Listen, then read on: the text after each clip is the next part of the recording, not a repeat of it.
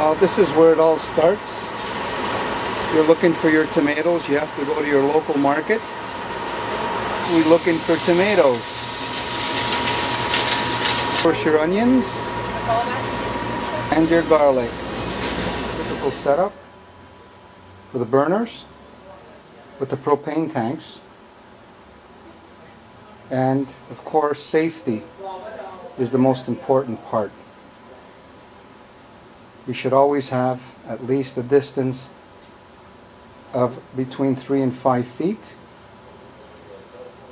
And of course, space around so we can move around so people don't burn themselves. These are very large pots designed for the tomato sauce. You usually see these at corn roasts. They're usually made out of aluminum and they're very expensive. Welcome to the Italian Cook. Today we're going to be making tomato sauce. This machine is the machine we use to grind the tomato into a pulp where we then cook it. So for now we'll just look at what is needed to make tomato sauce. At this point, after we wash the tomatoes, this is the process of cutting the tomatoes in small pieces.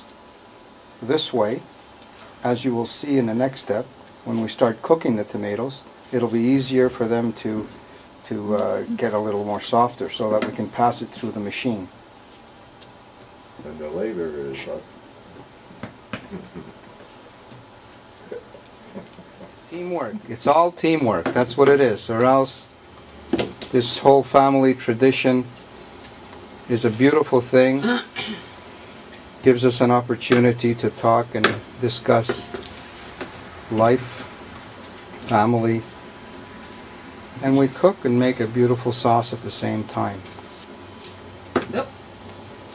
Well, as you can see, we've progressed to the olive oil, onion and garlic process.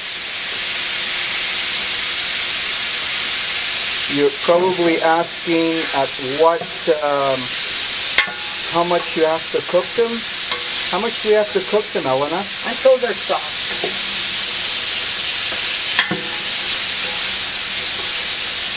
Now they're about ready. You can add the tomatoes. So now we are going to add the tomatoes.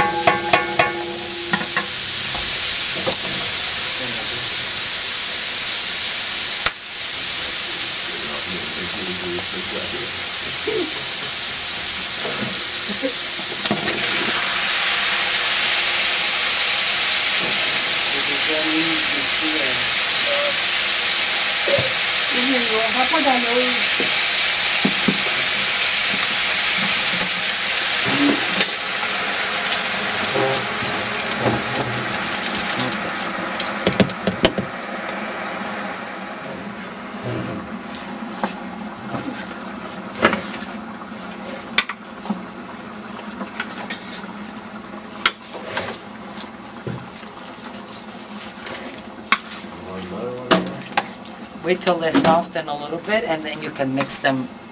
You mix it because you don't want it to burn at the bottom, right? Yes.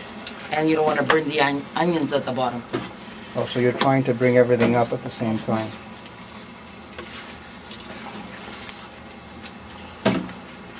It's like canoeing. Eh?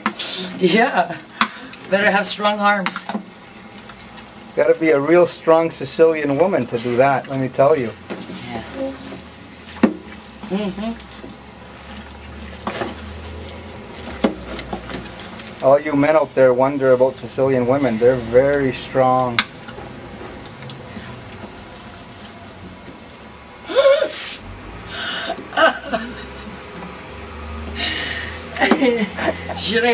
Now we're at the step of passing the boiled pulp into this machine so that we basically make it into a liquid form.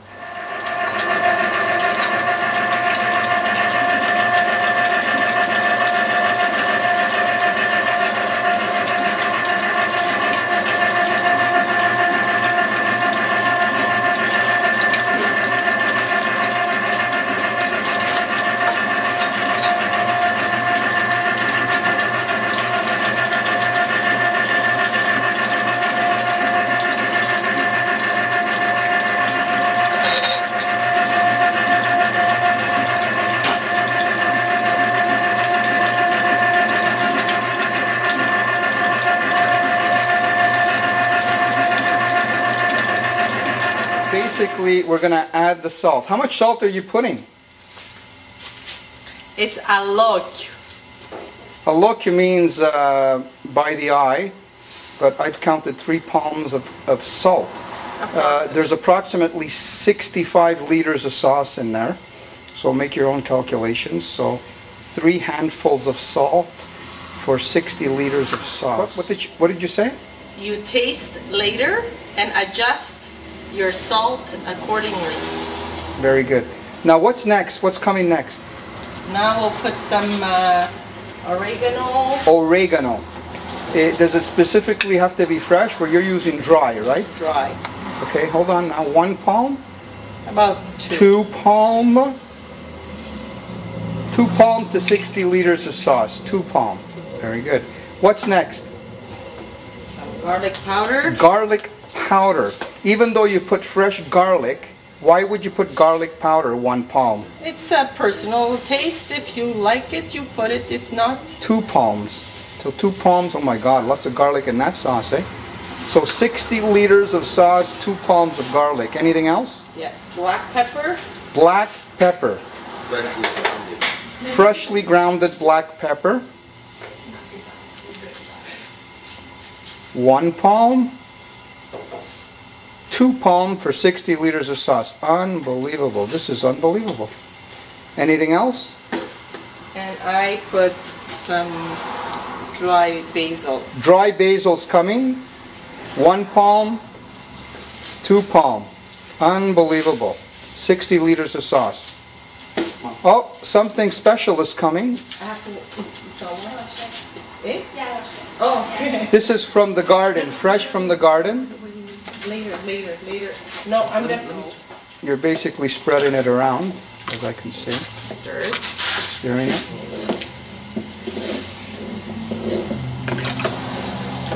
And later, when it's almost cooked, then you can add your fresh basil, so it stays more fresh when you jar it. And you can also add fresh basil to your sauce, maybe half an hour before canning, so that way it stays nice and green when it's in your jar. Very good. Put it in the sauce.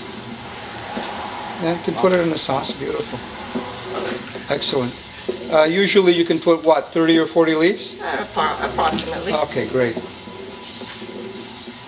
Some people even like to put it just before they close their jar, but I prefer that it boil a little bit. Very good. So now we wait till it boils before we can? Correct. Right. Or to your consistency and thickness? Correct. Very good. So now we're coming to the process where the sauce is boiled, we've gotten the right consistency, and now we start to can. These are mason jars.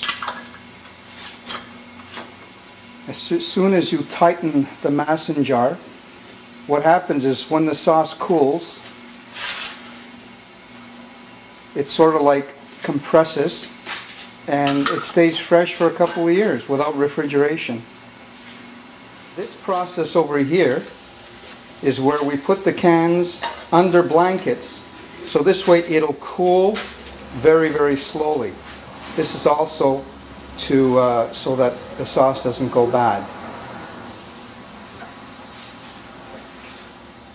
So then basically, once you've waited for the cooling of the tomatoes, I have set up an area in my basement with shelving, and I store the tomato sauce for a year or two. As you can see, I have over 200 jars, and this will be pretty good for a year, year and a half for 4 adults. Don't forget, you can also make chicken cacciatore, veal parmesan, any tomato-based meal with rice, with seafood. So basically this is it. Thank you for viewing my production on tomato sauce.